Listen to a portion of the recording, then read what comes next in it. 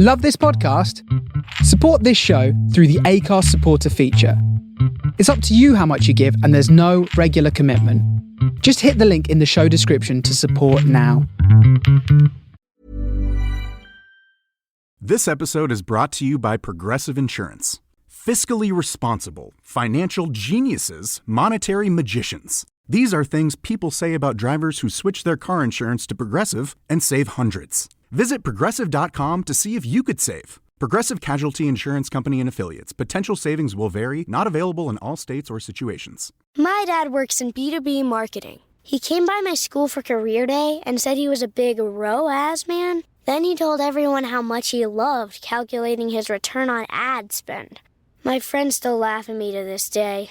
Not everyone gets B2B, but with LinkedIn, you'll be able to reach people who do. Get a $100 credit on your next ad campaign. Go to linkedin.com/results to claim your credit. That's linkedin.com/results. Terms and conditions apply. LinkedIn, the place to be, to be. Explaining football to the friend who's just there for the nachos?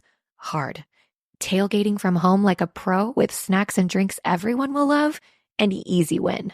And with Instacart helping deliver the snack time MVPs to your door, you're ready for the game in as fast as 30 minutes. So you never miss a play or lose your seat on the couch or have to go head-to-head for the last chicken wing. Shop Game Day Faves on Instacart and enjoy $0 delivery fees on your first 3 grocery orders. Offer valid for a limited time. Other fees and terms apply.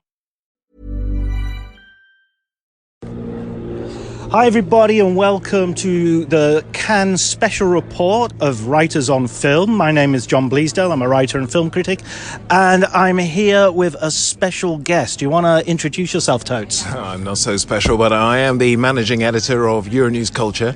I've been doing that now for the last 3 years, and that's about it, really. Excellent. And we've been watching some films, and it's great to talk to you because I wanted to go back a little bit to cover some films that we haven't talked about so far on the podcast. One of these was perhaps the biggest film going into the festival, or one of the biggest films going into the festival, Mad Max Furiosa. Wow, it certainly was hyped. My expectations were high, perhaps because of the wave of the hype, and you know, I really loved Fury Road as well. But even though it was kind of, you know, it was amusing, it was a bit fun here and there, it was also a bit tedious. I'm a bit reluctant to say it because, you know, so many people worked on it so hard, and, you know, some of the effects were fantastic, but it just did have that sort of, well, I've seen this before, I've been here before, and after the great opening sequence, after about really the first 30 minutes, it just seemed to just peter out. Yeah. I know what you mean about being reluctant to criticize it, especially George Miller. I feel he's given so much good to the world with Mad Max and Babe and Happy Feet that, you know, it feels hard to kick him. No, exactly. No, I could say it. You know, but I just couldn't escape that feeling. You know, and it's, you know, in this job, you know, it's an occupational hazard, I think, to sort of, you know, you're decrypting, decoding, deconstructing films all the time. But this one, you know, I just really tried to leave all of that to one side and just think, I'm an ordinary punter, if you like. But I just could, bored. Oh no! I'm really sorry to say, you know, if I ever run into George Miller, I'll buy him a coffee. But it just didn't hit the heights for me. It had some action sequences were good. Yeah, absolutely. It had some action sequences and performances were really good, but I think overall it just didn't really have... It wasn't really... I was expecting something a bit more edge of your seat, and it was very much sort of bum in the back of your seat, and just kind of, you know, I didn't fall asleep, I wasn't that bored. I mean, I went for a wee. Well, yeah, it's well timed, but no, I just thought it was just like, you know, I wasn't looking at my watch, but I was like, this is going to end. When is it going to end? You know, could I have done something else in my 2 hours? Yeah, which isn't good, is it? Yeah. Okay, let's move quickly on. Please. One last question about that. Anna Taylor-Joy, what did you think of her performance? I thought she was good. Yeah, I thought it was a solid performance, but it wasn't sort of spectacular. It didn't leave me with the same wow, as Charlize Theron in the fuller adult. Maybe she needs a bit more time to mature into the role, or maybe that was deliberate to have that sort of feeling her way through it, the sort of the gritty upbringing, and then sort of against all the odds. It's a solid performance.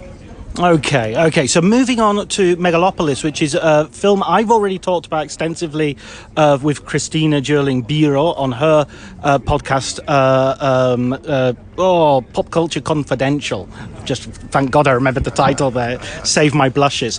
But so I want to get other people's takes. What did you make of Francis Ford Coppola's possibly his last film? Yeah, it's funny because I was asked this question by about 5, I don't know if people knew I was in there, or particularly people zoned in on me just as I was coming out of the theatre, especially having to do it in another language as well was a bit tricky for me. But initially I was very kind of confused a bit. I was like, wow, I need a bit of time to just think of something coherent to say to these people. Maybe it's going to come after a couple of days. I felt, and I've read a lot of really, really, really, really negative Megalopolis, you name it, why did you bother 40 years for this? And I feel a couple of days afterwards that was maybe a bit harsh, too harsh. I mean, for sure, one could say it has a bit of a rambling story. It does go all over the place. It is a bit potentially pretentious. But, it's his last film. Why not? I think you've got to give people a bit of slack. I just think, I just don't know whether it was just too much. It was a bit like, There he goes. Yeah, there he goes, coming for me.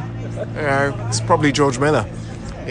I don't know if overall I think it was a bit like in Nigeria we have a thing called a big egg, which is like an enormous omelette where you throw everything into it, and once you're kind of quite skilled it can taste quite nice, but initially it can be a bit messy, and I felt this was a bit of a big egg, really, a bit messy, a bit too much.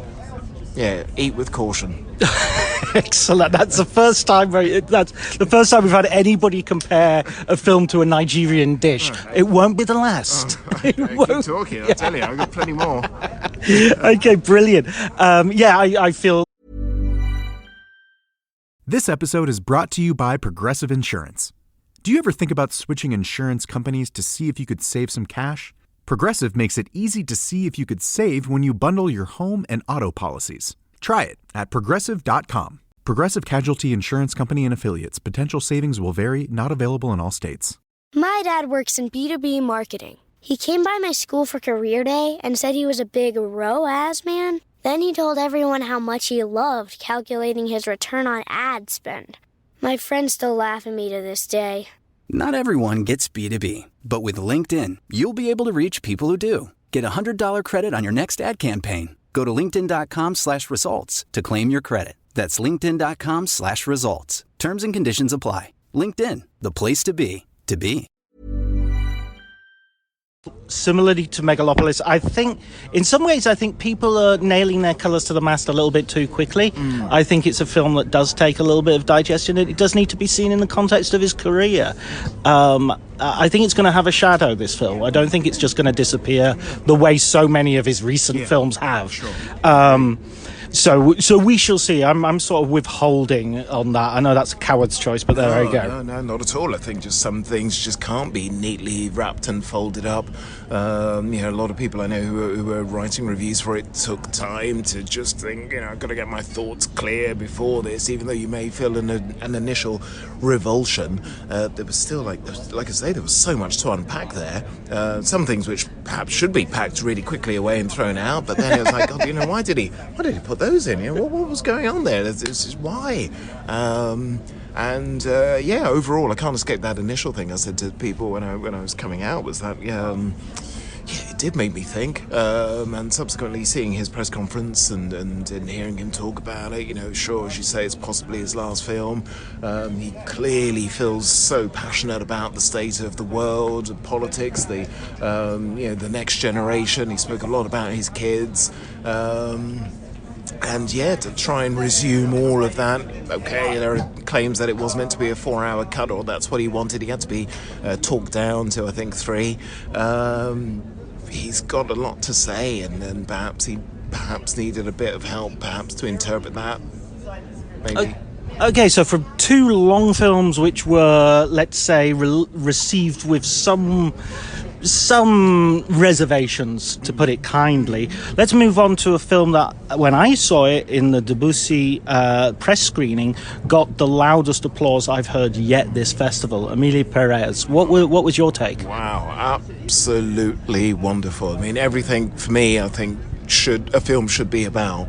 Not only, because it had, guns and, girls and boys, drama, songs, it just really, really, really well held together. There was drama, there was suspense there, enormous performances from pretty much everybody involved. And it was a really entertaining ride. It just took you from A to B to C, and did a really sharp handbrake turn to get to E. Absolutely loved it. So this is like a narco musical set in Mexico about a gangster who, with the help of an ambitious lawyer played by Zoe Saldana, goes through a sex transition and becomes a woman. It's a musical, as I said, and it really plays with lots of different tones. What about the musical aspect? Are you a fan of musicals, Totes? Yeah, I mean, it's not perhaps the first thing I'll think of when I want to sit back and relax, but, I like 42nd Street, I like, I was trying West Side Story, you name them, even Oliver. It's something I kind of, share with the kids, because I think it's not perhaps a popular art form nowadays, in terms of being, even though they do crop up every now and again, they're not something which, when I was growing up, I think was there all the time. The stars who were singing and dancing, you'd have to perhaps, I know they all do it and they're all talented, but in terms of the ones who openly do it, some wouldn't perhaps know or be familiar that Zoe Saldana was, a trained dancer, for example. So, so I like the musicals, but I thought what was really clever about it was that, it was interesting seeing at the end credits, it was from an opera, from a book as well. And I thought, well, even for people who just like, oh my God, they're going to go into song now, why?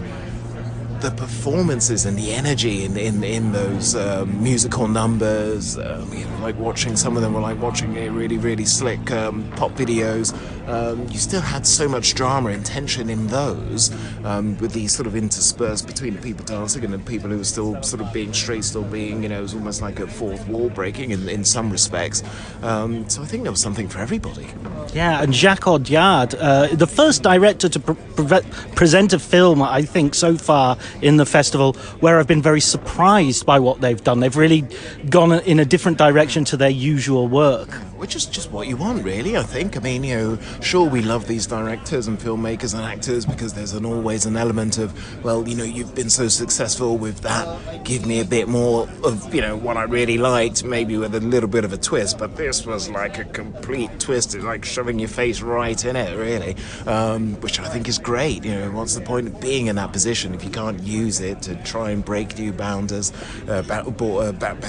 for yourself, do something different, and life is about making mistakes, but if you can put it off as he did, wow, fantastic, chapeau. Possible awards? Oh yeah, I think so. I mean, we're just a week into the festival. Still many films to see, so many films I haven't even seen over the last 4 or 5 days, but I was really blown away by that. Amazing. Listen, thanks so much, Totes. It's been a really good talking to you. Right, it's been a pleasure joining you. Please invite me again. 1-800-Flowers.com knows that a gift is never just a gift. A gift is an expression of everything you feel and helps build more meaningful relationships. 1-800-Flowers takes the pressure off by helping you navigate life's important moments by making it simple to find the perfect gift. From flowers and cookies to cake and chocolate, 1-800-Flowers helps guide you in finding the right gift to say how you feel. To learn more, visit 1-800-Flowers.com/ACAST. That's 1-800-Flowers.com/ACAST. This episode is brought to you by Progressive Insurance. You chose to hit play on this podcast today. Smart choice. Make another smart choice with Auto Quote Explorer to compare rates from multiple car insurance companies all at once. Try it at progressive.com. Progressive Casualty Insurance Company and Affiliates. Not available in all states or situations. Prices vary based on how you buy. My dad works in B2B marketing. He came by my school for career day and said he was a big ROAS man. Then he told everyone how much he loved calculating his return on ad spend. My friends still laugh at me to this day. Not everyone gets B2B, but with LinkedIn, you'll be able to reach people who do. Get a $100 credit on your next ad campaign. Go to linkedin.com/results to claim your credit. That's linkedin.com/results. Terms and conditions apply. LinkedIn, the place to be, to be.